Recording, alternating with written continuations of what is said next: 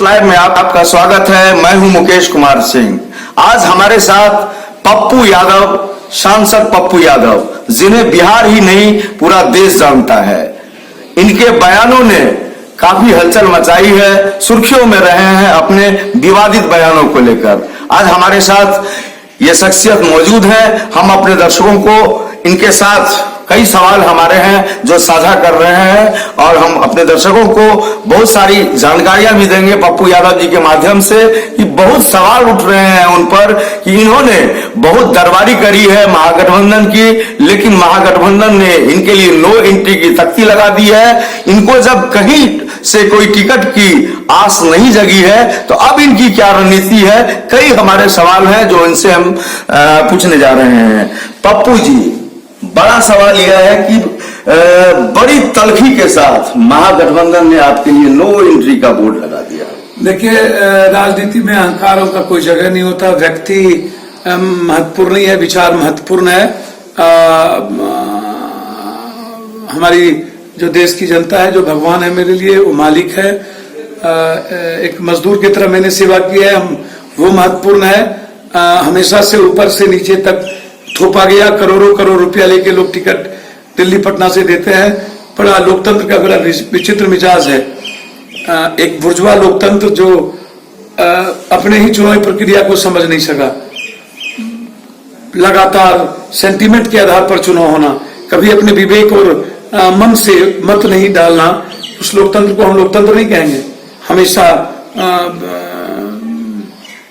मुद्दे पर एक ऐसे मुद्दा जो सेंटिमेंटल मुद्दा हो, विकास उसमें कम नहीं के बराबर, विचार नहीं के बराबर, देश नहीं के बराबर, बस क्या तो कांग्रेस ने आजादी दिलाई लंबे समय तक, फिर बैकवर्ड फॉरवर्ड, फिर मंडल का मंडल, फिर आरक्षण, फिर मंदिर मस्जिद, फिर पाकिस्तान, फिर आरक्षण, फिर स्वर्ण एसटी एससी स्वर्ण। 1990 में वही मुद्दा, 2019 में भी वही मुद्दा।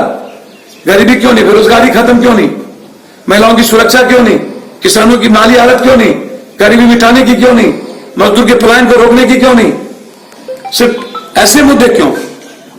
नो एंट्री की तख्ती क्यों लगाई है? ये तो उनको पूछिए ना। मेरा घर, मेरी माटी, मेरा माँ, पूर्णिया से भी नो एंट्री, मधेपुरा से भी नो एंट्री, क्यों? मैं ये जानना चाहता हूं। यह सबसे बड़ा सवाल है जनाब। पप्पू यादव जो 5 साल सड़कों पर सोया नहीं हो, 24 घंटे में 22 घंटा हर लोगों तक पान ना पान की डंडी लेके मदद किया हो, संघर्ष किया हो हर इशू पर। कहां से चुनाव लड़ेंगे पप्पू यादव? 11 ट्रेन हाथे बाजारे से लेके 2 हम सफर, वैशाली, जनहित, रांची, कोसी पर बड़ी बड़ी पुलें। पहली बार ललित बाबू के बाद विकास का आयाम। 20 साल 25 साल तक लोग रहे। जदयू बीजेपी के बोलते हैं परंपरागत वोट, तो भाई परंपरागत वोट तो आप पप्पू यादव को एक बेहतर सहयोगी बनाए। 20 साल के बाद जदयू यहां से शरद यादव जी, फिर आप शरद यादव जी को ले आए जो बीजेपी जदयू के साथ रहा।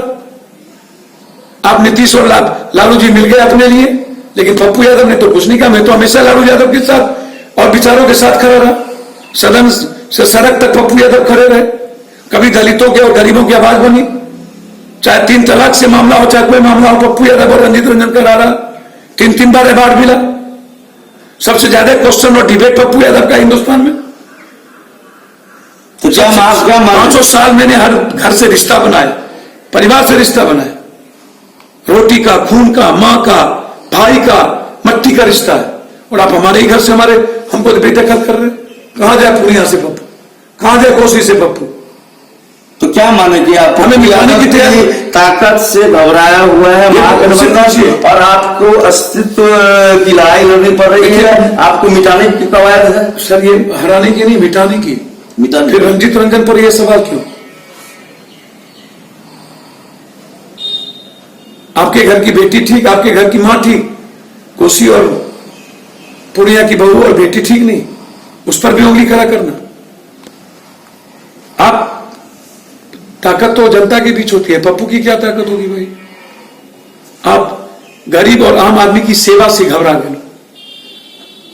गरीबों के घर में दिल में पप्पू, गरीबों के खून में पप्पू, आम आदमी के खून में पप्पू, उससे घबरा गए।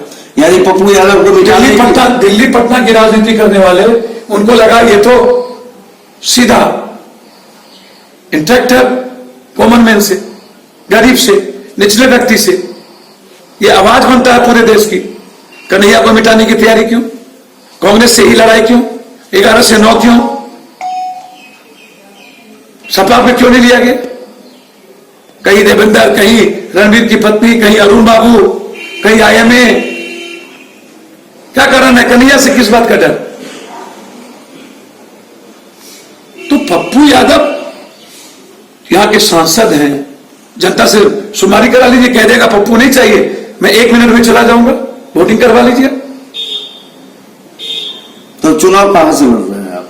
जहां से हमने सेवा किया, जहां हमने आवाज दी है, 5 साल जहां हमने डिबेट किया है, 5 साल जिस क्षेत्र के लिए विकास के आयाम लिखे हैं, यानी हर व्यक्ति से रिश्ता बनाया, जात और धर्म मजहब से आजादी दिलाई है।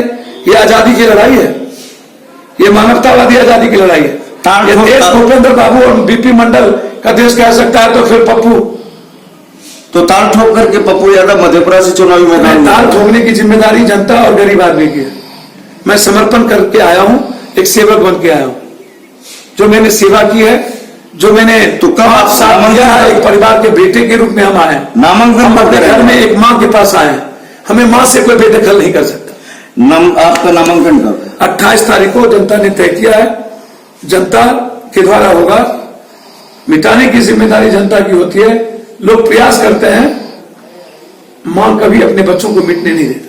लेकिन एक चीज पप्पू जी, आप मानते हैं ना कि आपकी ताकत से या तो घबराहट है महागठबंधन को, NDA को, या जो भी विरोधी दल है उनको, आपकी ताकत उन लोगों के लिए जो है बड़ी समस्या बनने जा रही है। तो कहीं ये साजिश तो नहीं चल रही है कि आपके जनाधार को, आपके अस्तित्व को मिटाने की? मेरा साथ साजिश नहीं है, ये कोसी और पूर्णिया सीमांचल की जनता के साथ साजिश है, उनके सम्मान और उसकी उम्मीदों की साजिश है, उसके बेटे को मिटाने की साजिश है। मेरे साथ क्या साजिश? हम तो मौत से भी नहीं डरते, डेली मरने की तैयारी में रहते हैं। मेरा हर पल सड़कों पर बीतता है। मेरी जिंदगी का मुकद्दर जनता लिखती है, कोई और नहीं। मैं हर दिलों में, हर खून में हूं, उससे निकालना बहुत मुश्किल होगा। मेरा रिश्ता दूध और चिंदी की तरह है। इसलिए आज ये अपमान कोसी और मधेपुरा की जनता का हुआ है। हमने किसी से नफरत नहीं की, हमने राजनीति नहीं किया, इससे लड़ाई बढ़ी है और लड़ाई जनता लड़ेगी। हमने 5 साल दिया, अब पप्पू रहेगा या नहीं रहेगा यह तय करने की जिम्मेदारी कोसी के भगवान को है, मुझको नहीं। अच्छा पप्पू जी, आप ये हमको बताएं कि जिस तरह से नो एंट्री की तख्ती, चूंकि अभी लालू यादव जी जेल में है, तेजस्वी यादव ने जो है लगाई है, तो तेजस्वी यादव के लिए आप क्या करना चाहिए? देखिए, मैं किसी व्यक्ति विशेष के लिए नहीं कहना चाहूंगा, वो छोड़ दीजिए। लालू यादव के प्रति मेरा हमेशा से, जब शरद यादव को उखाड़ने की जिम्मेदारी थी तो लाए, लिफाफा छाप से हार गए तो फिर हम दोनों एक दूसरे के साथ आगे बढ़ के लड़े। कांग्रेस राजद लड़ रही थी तो सुपौल में राजद सेकेंड था, कांग्रेस सेकेंड था, रंजीत रंजन राजद थर्ड था, मेरी मां सेकेंड रही। कभी 40,000 से नीचे वोट नहीं आया। शरद यादव को कोई उखाड़ नहीं फेंका। तो परंपरागत सीट की बात करते हैं, ये परंपरागत सीट विचारों का है। मधेपुरा यहां से समाजवाद का संदेश देता है, मानवतावाद का संदेश देता है। जातिवाद के खिलाफ मधेपुरा आवाज देगी, जो दुनिया मधेपुरा का सम्मान करेगा। अभी तो ये एक झांकी थी, ये जो आजादी की लड़ाई होगी उसके बाद पूरी दुनिया मधेपुरा के सामने नतमस्तक होगा और उस आजादी की लड़ाई को सलाम करेगा पूरा देश कि मधेपुरा ने जाति, धर्म, मजहब की नफरत को देश के हिस्से में, सेकुलर ताकत के हिस्से में, मानवतावादी के लिए, डर और भय को मिटाने के लिए एक बेटा को पैदा कर क्रांति की तहरीर लिखने का आशीर्वाद दिया। आखिरी सवाल हमारा, महागठबंधन के लिए कोई संदेश दिया? नहीं, मैं शुक्रिया है, बधाई है। महागठबंधन की स्थिति को जितना अपमानित किया गया एक घटक के द्वारा, लेकिन मैं चाहूंगा हर परिस्थिति में एक सेकुलर ताकत, एक मजबूत ताकत के साथ आज भी हमारे मन में है कि जहां जो गैर सेकुलर ताकत को मिटाने की ताकत रखता है, चाहे वो कन्हैया, चाहे अरुण बाबू, चाहे कांग्रेस, चाहे एमए, चाहे देवेंद्र जी, हर सेकुलर भगवान को, जनता को उसके साथ खड़े होकर देश बचाने की तैयारी करनी चाहिए। लेकिन आप खुल के कुछ भी नहीं कहना चाहते? नहीं, निश्चित रूप से मैंने कहा। एक पप्पू यादव जो हमलावर भी होते हैं, अपने बयानों में तलखियां रखते हैं, हमेशा विवादों में रहते हैं बयानों को लेकर, कभी साधुओं को पर बरसते हैं, कभी राजनेताओं पर बरसते हैं, कभी आम जनता पर बरसते हैं, लेकिन कौन सी ऐसी बात है जो महागठबंधन पर नहीं बरस रहा है? मेरा एक सवाल आपसे यह है, चूंकि राजनीतिक गलियारे से खबर आ रही है कि महागठबंधन एनडीए का बी पार्टी है। नहीं, निश्चित रूप से जिस तरीके से हुआ, मैं महागठबंधन की बात नहीं करूंगा, कांग्रेस को जितना अपमानित किया गया और छोटे छोटे घटकों का सम्मान नहीं हुआ, तो 15-20 दिन जो लोगों को क्षेत्र में लगाना होता, लोगों को अपमानित किया गया, तो कहीं ना कहीं कुछ स्पेस तो दिया है, लेकिन वो भरपाई हो जाएगी, कोई मौका नहीं मिलेगा। मैं इतना कहता हूं, गैर सेकुलर ताकत और जो उन्माद पैदा करके सत्ता हासिल करना चाहते हैं, बिहार उसको कभी भी स्वीकार नहीं करेगा। जहां ऐसी ताकतों को हराने वाली कोई हो, बेगूसराय में यदि कन्हैया है तो हम पूरी ताकत के साथ हम लोग वहां उसके साथ खड़े होंगे। जो जहां हराएगा उसके साथ, महागठबंधन में कोई ताकतवर कैंडिडेट होंगे, हम लोग उनके साथ खड़े। ये थे हमारे साथ पप्पू यादव जी, जो साफ तौर पर कह रहे हैं कि वे नेता नहीं बेटा के तौर पर चुनाव मैदान में उतर रहे हैं और हर सांप्रदायिक ताकत के खिलाफ उनकी आवाज लगातार बुलंद रहेगी। इस खबर में आज इतना ही।